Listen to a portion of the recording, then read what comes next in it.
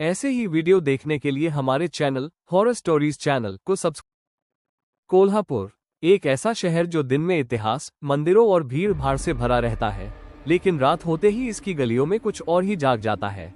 Lakshmi road की रोशनी जब एक एक करके बुझने लगती है, रंकाला झील का पानी जब बिना हवा के भी हिलने लगता है और पुराने शाहू पैलेस की दीवारों पर परछाइयां चलने लगती है, तब कोल्हापुर सिर्फ शहर नहीं रहता, वो यादें बन जाता है।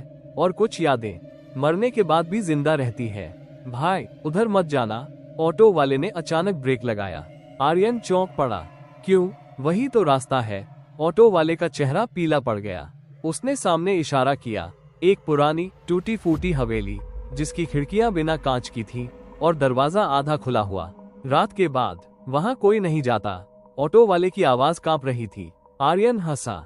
भूत प्रेत पर भरोसा नहीं करता मैं। ऑटो वाला बिना कुछ बोले ऑटो मोड़कर चला गया, जैसे वो एक पल भी वहां नहीं रुकना चाहता हो। आर्यन अकेला खड़ा रह गया। आर्यन एक फ्रीलांस डॉक्यूमेंट्री मेकर था। अफवाहें उसे खींचती थीं, खास तौर पर वो जिनसे लोग डरते हो। मुंबई से कोल्हापुर आने की उसकी बस एक वजह थी, कोल्हापुर का वो भूत। इंटरनेट पर इसके बारे में ज्यादा जानकारी नहीं थी। कुछ अधूरे ब्लॉग, कुछ डरावनी टिप्पणियां और हर जगह एक ही बात, जो देख ले वो वापस पहले जैसा नहीं रहता। वो हवेली असल में देशमुख वाड़ा कहलाती थी, करीब 120 साल पुरानी, कभी मराठा सरदारों की शान, अब सिर्फ एक साया। आर्यन ने कैमरा ऑन किया। डे 1, कोल्हापुर। पीपल से this place is haunted, let's see what's real. जैसे ही उसने अंदर कदम रखा, दरवाजा अपने आप बंद हो गया। अंदर की हवा बर्फ जैसी ठंडी थी, जबकि बाहर गर्मी थी। दीवारों पर टंगे पुराने चित्र, हर चेहरे की आंखें काली स्याही से खरोंची हुई। आर्यन ने खुद को संभाला। Okay, creepy deco. तभी छन छन पायल की आवाज। हेलो। उसकी आवाज गूंज गई। कोई जवाब नहीं, लेकिन सामने लगे आईने में एक परछाई थी। वो परछाई उसकी नहीं थी, एक औरत की आकृति। लंबे खुले बाल, अजीब तरह से मुड़ी हुई गर्दन। आर्यन पलटा, कुछ नहीं। फिर से आईने में देखा, आईना चटक चुका था। उस रात आर्यन वहां नहीं रुका। वो होटल लौट गया, पर नींद उसके पास नहीं आई। हर बार आंख बंद करता, एक धीमी आवाज सुनाई देती, आर्यन। उसने किसी को अपना नाम नहीं बताया था। अगले दिन उसने लोकल लोगों से बात की। एक बूढ़ा चाय वाला थोड़ी देर चुप रहा, फिर बोला, वो भूत बाहर से नहीं आया, वो यहीं की है। कौन? आर्यन ने पूछा। चाय वाले ने इधर उधर देखा और धीमे से कहा, माधवी देशमुख। करीब 90 साल पहले माधवी देशमुख वाडे की बहू थी। सुंदर, पढ़ी लिखी और सबसे ज्यादा बागी। उसने पति के अत्याचारों के खिलाफ आवाज उठाई और एक रात वो वाडे से जिंदा बाहर नहीं आई। लाश मिली थी? आर्यन ने पूछा। चाय वाले के चेहरे पर अजीब सी मुस्कान आई। नहीं साहब, बस आवाजें मिली थी, चीखें। उस रात आर्यन फिर वाडे में लौटा। इस बार उसके साथ उसका दोस्त था, समीर। सब रिकॉर्ड होगा, समीर बोला। उसे नहीं पता था कुछ चीजें कैमरे में नहीं कैद होती। रात के ठीक 2:13 बजे वाडे के अंदर अचानक ठंड बढ़ गई। मोमबत्ती बुझ गई। अंधेरे में किसी ने फुसफुसाकर कहा, वापस क्यों आए? समीर के हाथ से कैमरा गिर पड़ा और तभी सीढ़ियों से किसी के उल्टे पैर उतरते दिखाई दिए। आर्यन चीखा, कौन है? वो औरत सामने आई। जला हुआ चेहरा, आंखों से खून, गले पर रस्सी के निशान। उसने मुस्कुरा। अब कहानी पूरी होगी। उस औरत की आवाज में कोई गुस्सा नहीं था, कोई चीख नहीं, बस एक अजीब सी ठंडक, जैसे वो बहुत पहले मर चुकी हो और अब भावनाओं से भी आगे निकल चुकी हो। आर्यन का गला सूख गया। समीर पीछे हटने लगा। आर्यन, ये इंसान नहीं है, समीर फुसफुसाया। उस औरत ने सिर हल्का सा टेढ़ा किया। उसकी गर्दन ऐसे मुड़ी थी जैसे हड्डियां सही जगह पर हो ही नहीं। फिर वो मुस्कुराई और उसी पल हवा में तेज बदबू फैल गई, जले हुए मांस और गीली मिट्टी की बदबू। समीर ने भागने की कोशिश की, लेकिन उसके पैर जमीन से चिपक गए। उसकी आंखें फैल गईं। मैं हिल नहीं पा रहा।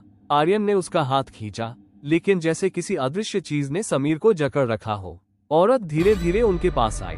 हर कदम पर उसके पायल की आवाज नहीं, बल्कि हड्डियों के चटकने की आवाज आ रही थी। तुम सच जानना चाहते हो? उसने कहा। तो पहले मेरी मौत देखनी होगी। उसने अपनी जली हुई उंगली आर्यन के माथे पर रख दी और दुनिया बदल गई। आर्यन खुद को उसी वाडे में खड़ा देख रहा था, लेकिन सब कुछ नया था। दिए जल रहे थे, दीवारों पर रंग थे, हवेली जिंदा लग रही थी और सामने खड़ी थी माधवी, जिंदा, सफेद साड़ी, बाल गूंथे हुए, आंखों में डर। तू मेरी इज्जत मिट्टी में मिला रही है, एक आदमी चिल्लाया। वो उसका पति था। कमरे में और भी लोग थे, घर के बड़े, सब चुप। माधवी रो रही थी। मैं बस पढ़ना चाहती हूँ, मैं बस इंसान बनकर जीना चाहती हूँ। थप्पड़ पड़ा, 1, 2, 3। आर्यन देख रहा था, कुछ कर नहीं पा रहा था। औरत की औकात जानती नहीं। पति चिल्लाया, दरवाजा बंद किया गया। कमरे में सिर्फ माधवी और अंधेरा। बाहर बारिश शुरू हो गई। रात और गहरी हुई और फिर चीख, एक नहीं, कई। आर्यन के कानों में वो चीखें गूंजने लगी। उसने देखा माधवी को रस्सी से बांधा जा रहा था। इसे खत्म कर दो, किसी ने कहा। पर लाश, दूसरी आवाज, लाश नहीं मिलेगी। तीसरी आवाज हंसी। अचानक सब गायब, अंधेरा। और फिर आर्यन वापस वाडे में था। समीर जमीन पर गिरा पड़ा था और सामने वो भूत। अब समझे? उसने कहा, मुझे मारा नहीं गया, मुझे मिटाया गया। उसकी आंखों से खून बहने लगा।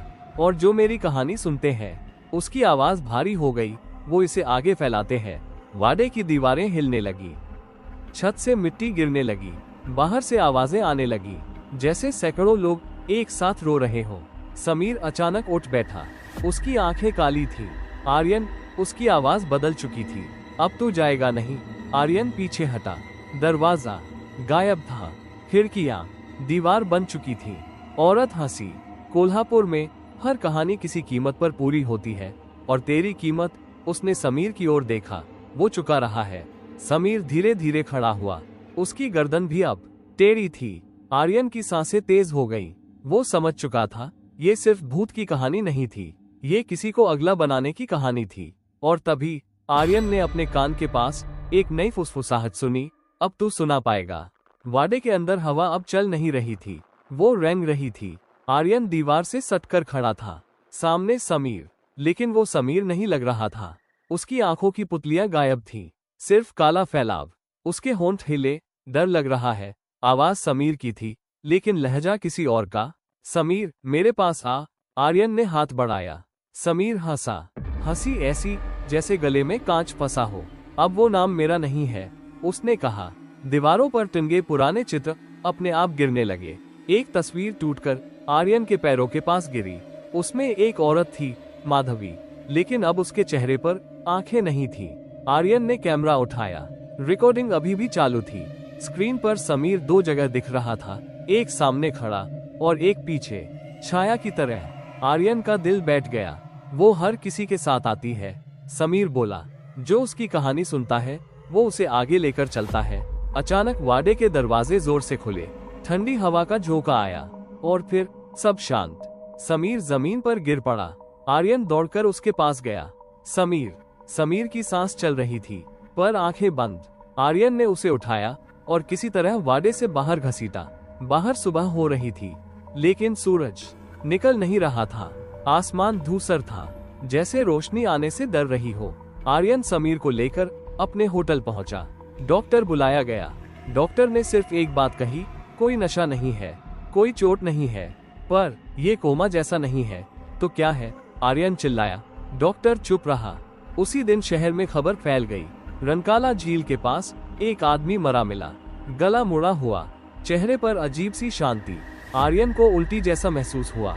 वो चेहरा, वो शांति उसे जानी पहचानी लगी। रात को होटल के कमरे में आर्यन ने टीवी चालू किया।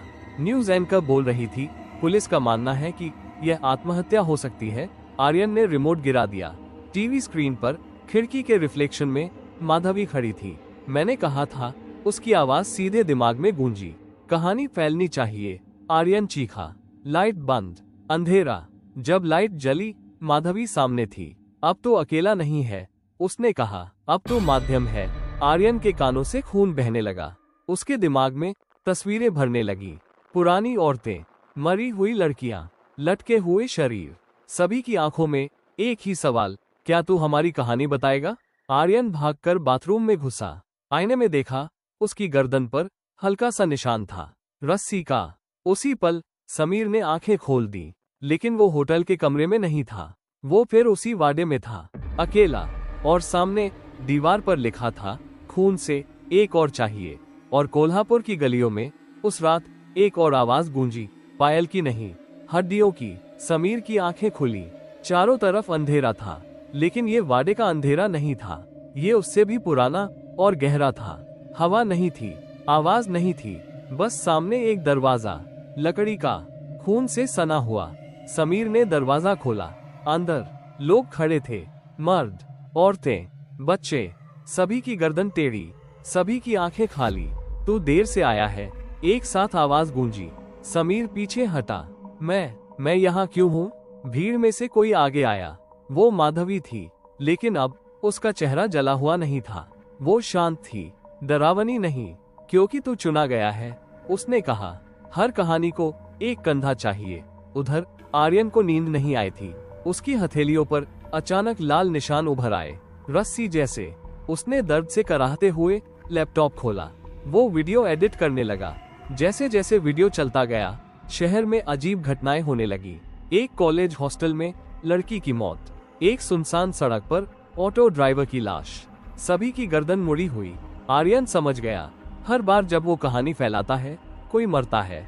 उसने वीडियो डिलीट करने की कोशिश की, फाइल नहीं हट रही थी। स्क्रीन पर लिखा आया, कहानी अधूरी है। आर्यन चीख पड़ा, मुझे छोड़ दो। हवा में माधवी की आवाज गूंजी, हर सच्चाई की कीमत होती है। उधर समीर ने लोगों को ध्यान से देखा। एक चेहरा उसे जाना पहचाना लगा। वो वही आदमी था जो झील के पास मरा मिला था। तुम सब, समीर की आवाज कांपी। कहानियां हो, माधवी बोली, दबी हुई, अधूरी। समीर के सामने एक रस्सी रखी गई, नई, साफ। इसे उठाओ, माधवी ने कहा, या फिर किसी और को चुनो। उसी पल आर्यन के फोन पर कॉल आया, अननोन नंबर। उसने कांपते हाथों से उठाया। उधर से समीर की आवाज, लेकिन टूटी हुई, आर्यन, अगर मैं वापस न आऊं, कॉल कट। आर्यन वाडे की ओर दौड़ा। रात फिर गहरी हो चुकी थी। कोल्हापुर की गलियां खामोश थीं, जैसे शहर सांस रोककर देख रहा हो। वाडे के सामने पहुंचकर आर्यन रुका। दरवाजा खुला था। अंदर से पायल नहीं, रस्सी घिसटने की आवाज आ रही थी, और दीवार पर एक नया नाम उभर रहा था, खून से। आर्यन, माधवी की आवाज गूंजी, अब चुनाव तेरा है। वाडे के अंदर कदम रखते ही आर्यन को लगा जैसे उसने सांस लेना भूल गया हो। हवा भारी थी, दीवारें गीली, छत से टपकती बूंदें खून जैसी लाल, हर बूंद के साथ किसी की सिसकी। समीर बीच हॉल में खड़ा था, उसके हाथ में रस्सी, लेकिन अब उसका चेहरा डरा हुआ नहीं था, खाली था। आर्यन, उसने कहा, अब बहुत हल्का लग रहा है। आर्यन रो पड़ा। समीर, ये तुम नहीं हो, मेरे साथ चल। समीर मुस्कुराया, मैं अब अकेला नहीं हूँ। उसने चारों तरफ देखा। हॉल भर चुका था, औरतें, लड़कियां, कुछ बच्चे, सभी की गर्दन टेढ़ी। माधवी सामने आए। अब उसका चेहरा पूरी तरह साफ था, न जला हुआ, न खून, बस थका हुआ। तू समझ गया है, उसने कहा। हम बदला नहीं चाहते, हमें शोर चाहिए, ताकि कोई और हमारी तरह चुप न मर जाए। आर्यन कांपते हुए बोला, तो लोगों को क्यों मारती हो? माधवी की आंखें भर आईं। हम नहीं मारते। उसकी आवाज टूटी। लोग मरते हैं जब सच्चाई सुनने की हिम्मत नहीं होती। उसने दीवार की ओर इशारा किया। दीवार पर सैकड़ों नाम, हर नाम एक कहानी, हर कहानी एक मौत। ये सब रुक सकता है, माधवी बोली, अगर आखिरी कहानी पूरी हो जाए। आर्यन ने समझ लिया, किसी एक को यहाँ रहना होगा। माधवी ने सिर झुका दिया। समीर आगे बढ़ा। नहीं, आर्यन चिल्लाया, तू पहले ही बहुत दे चुका है। समीर ने रस्सी जमीन पर रख दी। मैंने नहीं, उसने कहा। तू देगा। आर्यन ने चारों तरफ देखा। सबकी आंखें उसी पर थीं, उम्मीद से भरी। उसने गहरी सांस ली और कैमरा उठाया। अगर कहानी चाहिए, उसने कहा, तो पूरी दुनिया सुनेगी। उस रात आर्यन ने वीडियो अपलोड किया, पूरा सच, नामों के साथ, जगहों के साथ, देशमुख, वाडा, माधवी और हर वो औरत जिसे चुप करा दिया गया। सुबह तक वीडियो वायरल था। TV, news, social media. Kolhapur हिल गया, और उसी सुबह देशमुख वाडा अपने आप ढह गया। मलबे के नीचे कोई लाश नहीं मिली, बस एक चीज, एक पुराना कैमरा। समीर जिंदा मिला, लेकिन वो कोल्हापुर छोड़ गया, बिना पीछे देखे। आर्यन भी शहर छोड़ गया, लेकिन एक आदत उसके साथ गई। हर रात वो आवाज सुनता है, अगर कोई फिर चुप कराया गया, तो कहानी हमें याद दिलाएगी।